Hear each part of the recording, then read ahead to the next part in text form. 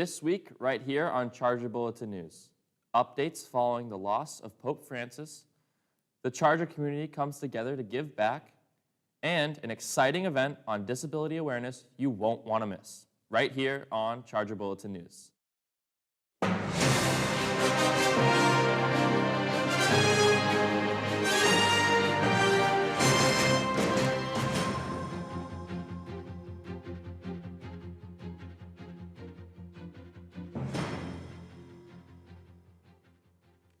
Welcome back to another live episode of Charger Bulletin News. I'm Michael Crowley. And I'm Hayden Leach. Let's get right into this week's stories. The world is mourning the passing of Pope Francis, who died this past Monday morning at the age of 88. His death marks the end of an era for the Catholic Church and leaves a profound void felt by millions across the globe. Among the many tributes pouring in for the late pontiff, one object in particular has become a symbol of his enduring legacy, his desk. The desk, which has stood as a silent witness to the many of Pope Francis' most critical moments, is now seen as a poignant reminder to his dedication to both his faith and his people. In the days following his passing, the desk remains undisturbed in his study, becoming a symbol of the Pope's quiet yet profound influence. It serves as a testament to the decisions and actions that shaped the Catholic Church during his reign and reflects his commitment to serving others. Following his death, the Vatican has entered a 9-day mourning period, also known as Novum Dialis. His body lies at St. Peter's Basilica as thousands gather to pay their respects.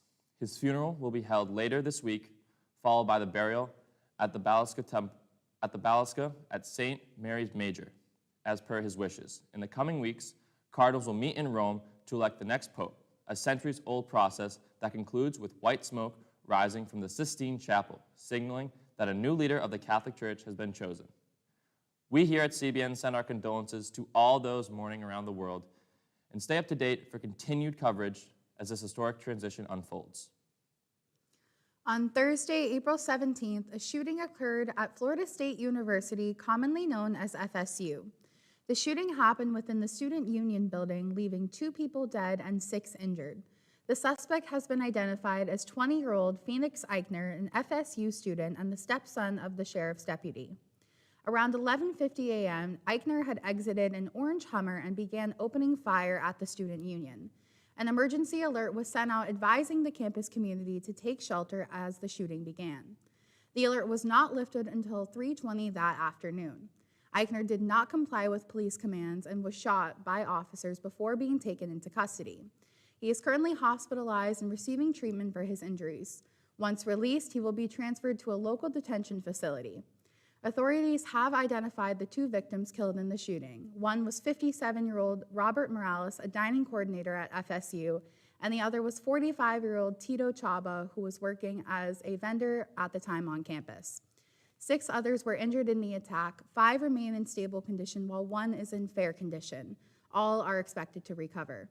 Investigators say the weapon used was a handgun that once belonged to Eichner's stepmother, a former service member. He was also carrying a shotgun, though it is unclear whether that weapon was fired. Eichner is expected to face multiple charges, including first-degree murder. CBN will continue to follow this developing story and bring you updates as more information becomes available. Our thoughts and prayers are with the community during this incredibly difficult time. This past Monday, Chargers from all around campus joined together for the Chargers United Fun Run. From 3:30 to 6:30, students, staff, and faculty met in the Bixler-Gerber Quad and took part in the run. With each lap, money was raised for the Ronald McDonald House Charities of Connecticut and Western Massachusetts. Participants donated $5 to join, but the impact didn't stop there. With each lap completed, around a 0.66-mile loop through campus, sponsors matched the effort with another $5 donation. The more laps you completed, the more money you raised, and the Charger community certainly showed up. But it wasn't just about the run. Attendees had the chance to win big prizes like Amazon gift cards, UNH merch, and even AirPods. Our very own Paris went to the run on Monday to see what made this event so meaningful. Hi everyone, we are at the Fun Run Walk. You can walk, you can run, you can do whatever you want, but it's all for charity. So let's have a glimpse of what's going on here. I don't know if you can hear them, but we have the university's radio station behind me. So let's get to it. Hi, I'm here with. Watch Douglas Post and Gabriel Ashley the third. Shagun for short. Nice to meet you. So how's your lap going? Pretty good, pretty good. How about yours? It's going pretty good. Why'd you decide to run today? Me and my friend have a bet. He's in ROTC, and I just like running, so I said I could beat him in a race, the full 10 laps, and, currently losing, but, keeping it up. Okay, thank you so much. Yeah. Have a good one. Hi, so I am here with the CEO of this event. I'm going to let him introduce himself and tell you a little bit about what's going on behind us. Hi everyone, my name is Vincent Tremulo. I'm the CEO of the Chargers United Fun Run/Walk. And the goal of this event is for every lap that you complete, we have a matching sponsor that will pay $5. So the goal is to raise as much money as we can for the Ronald McDonald House charity that is located in downtown in New Haven. So what inspired you to put this event on? What inspired me is, so the goal is for a class first, but what inspired me to do this project specifically is because back in my high school in France, we used to do that one day throughout the year. We'll just come all together, do as many laps as we could, and same thing, trying to raise dollar or money as much as we can for the charity. So I didn't see anything similar that was being made on campus besides the Charger 400 a little bit. But wanted this to take this to a bigger level and also have the charity component to it. So that's why I was like, nobody has done it. Why not do it for ourselves? Okay, nice. So have you done your laps yet? Yes, I did my first lap with the president. If you look at his page and our page, you'll be able to see me at the end. So I did my first lap here. Okay, awesome. Thank you so much. Let's head back to the studio. Wow, thank you, Paris. What an amazing way to come together as a Charger community and give back. For more updates on campus events, just like this one, tune in right here at CBN. Now, let's head to Leah with updates in sports.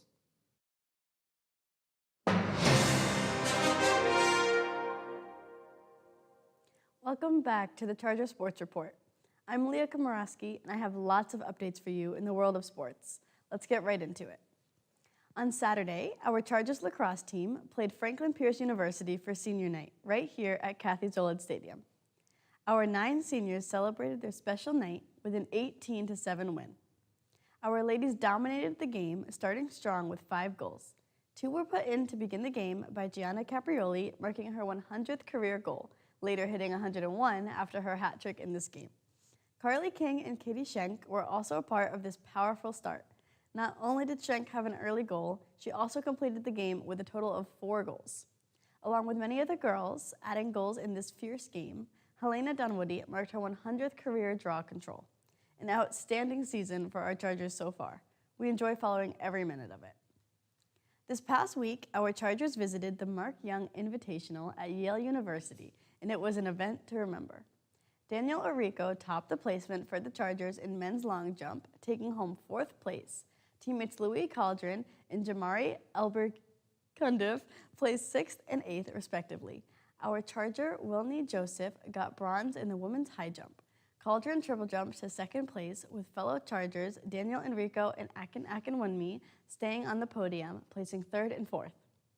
Another half of the track team competed at Rutgers University this weekend.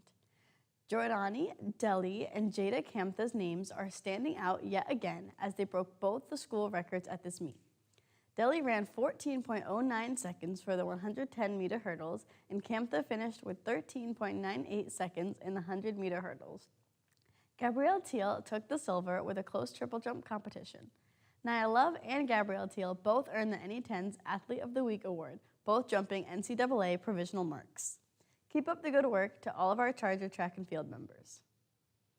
In a 3-game series against Adelphi University, our Chargers won the series, taking home 2 of the 3 games. After being down in Game 1, the Chargers came back with a vengeance, beating the Panthers 8-5. By the 3rd inning, the score was in our favor, 5-1. In the bottom of the 5th, Robert Taylor scored a home run, making it 6-4 after a few from Adelphi. Randy Ramnarez finished the game by getting the final 7 outs. Great job, boys. New Haven softball and Southern New Hampshire State University had a 2-game series this weekend, each winning 1. The Chargers took the W in game number 2, winning 6-5. Marzia Johnson made a sacrificial fly, helping Jessica Petit around the bases. The fourth inning consisted of 5 runs, getting ahead 6-3. After Stephanie Smith hit an RBI single and Brianna Truman added a 2-run double that cleared the bases. Nice comeback, Chargers. Hey, Chargers, let's not forget about our champion esports team. Over the course of the last 2 weeks, our esports team has been competing in the Connecticut Esports Showcase. The competition featured games like Super Smash Bros., Marvel Rivals, and Valorant with matchups against the University of Connecticut, Sacred Heart University, and Fairfield University. In the end, they came out on top, earning the title of champion. They're here. The NBA playoffs tipped off this past weekend, igniting a postseason filled with thrilling matchups and unexpected upsets.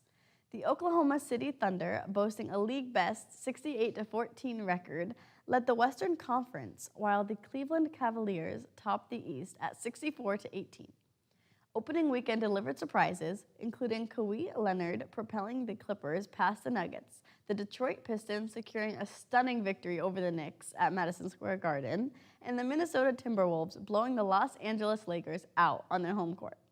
These upsets have set the tone for an unpredictable playoff season. Viewership has soared, with the opening weekend achieving the highest television ratings in 25 years. The Celtics' Easter Sunday win over the Magic drew an average of 6.69 million viewers, peaking at 8 million. With the first round still in process, make your pick now. Who is taking home this year's Larry O'Brien Trophy? This weekend, sports have fierce competition home and away. Make sure to show up and show some support. For schedules and updates on Charger Athletics, make sure to check out newhavenchargers.com. This has been your Charger Sports Report. Let's head over to Hanya with entertainment.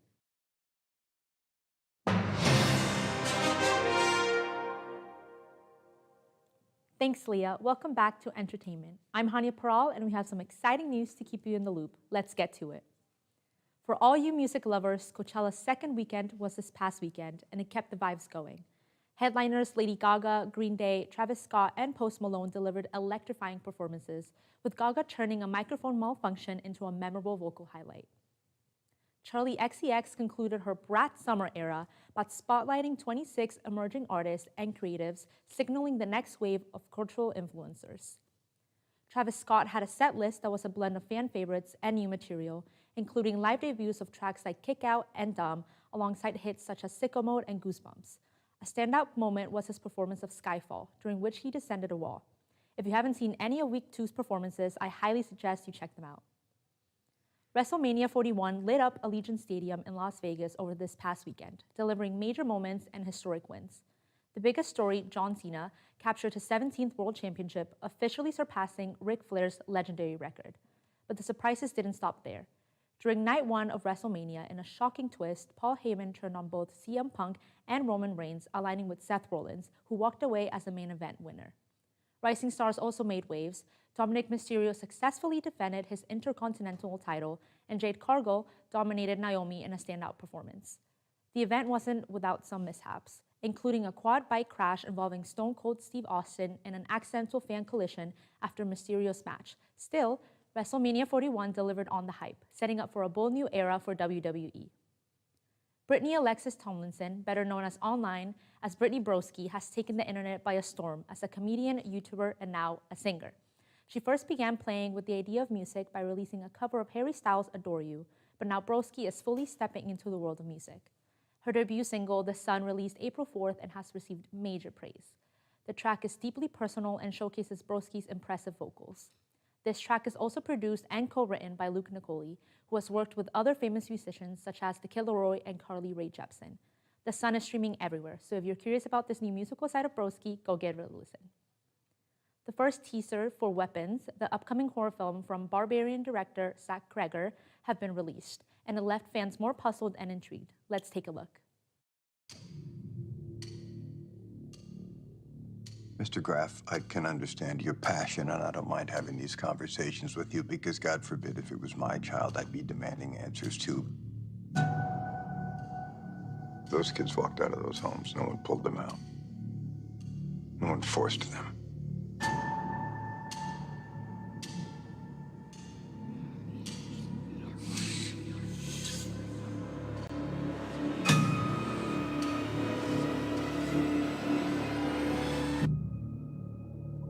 What do you see that I don't?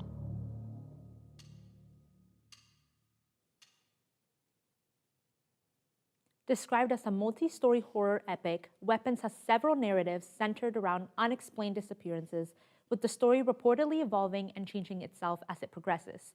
The cast includes Josh Brolin, Julia Garner, Alden Ehrenreich, and Benedict Wong. This film is on my must-watch list for this year, and I can't wait for its release. Looking for a new late-night snack? Taco Bell might have just dropped your next fixation. Since its founding in 1962, the chain has kept customers coming back with its relentless focus on innovation, popping out with bold, creative menu items that span generations, and 2025 is no different. Taco Bell just launched 3 brand new test items, the Crispalupa, Cantina Chicken Crunchy Taco, and Flaming Hot Burrito. Each item puts a unique spin on fan-favorite classics, packing the heat, crunch, and flavor Taco Bell fans love. They're just getting started. 30 new menu items are set to launch in 2025. But there's a catch. These mouth-watering items are only at select locations for a limited time. If you're near a test spot, now's your chance to be one of the first to try them. Your next favorite Taco Bell item might be closer than you think. That's all for this week. I'm Hania Paral, and we'll be back soon with more updates in the world of entertainment. Let's head back to the desk with Michael. Thanks, Anya. Tuesday, the Division of Student Affairs is hosting their annual Disability Awareness event at noon in the Alumni Lounge, featuring guest speaker Rachel Handler, award-winning actress, writer, and director in film, television, and theater. Handler draws experience as a disabled amputee to bring authentic representation to all forms of digital media. She's known for her work expanding disability equity throughout art-based organizations, corporations, and school groups. Here's what's in store for the event. The event kicks off at noon in the Alumni Lounge with a talk from Handler, running until 1 p.m. This will be followed by Disable the Label trivia from 1 to 2, with a main focus on breaking down disability stereotypes and sparking conversations around inclusion. If trivia is not your thing, don't worry. There will also be a Disable the Label awareness fair happening in the Maxi Quad from 1 to 4. The resource fair will feature tables from campus organizations and departments to raise awareness about different disabilities and to provide helpful information and support. For anyone interested in attending the talk, trivia, or resource fair, this is a great opportunity to learn and connect. For more information, feel free to reach out to the Accessibility and Resource Center at arc@newhaven.edu. Thank you to everyone in the Charger community who continues to support an inclusive and supportive environment on campus. Coming up, a recap on Giving Day and vital information regarding the upcoming campus expansion. But first, let's head to Will with all things student life.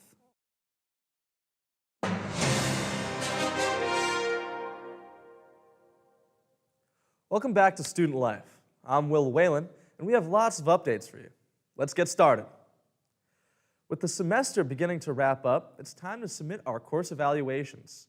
Whether you loved your classes or have suggestions for improvement, these evaluations are vital in helping our professors create the best learning experience for ourselves and our peers. Evaluations are open now and will be closing on May 6th.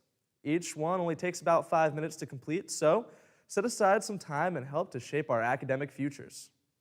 Reminders have been sent to your university emails. If you're having trouble accessing your ratings, please contact courseeval@newhaven.edu.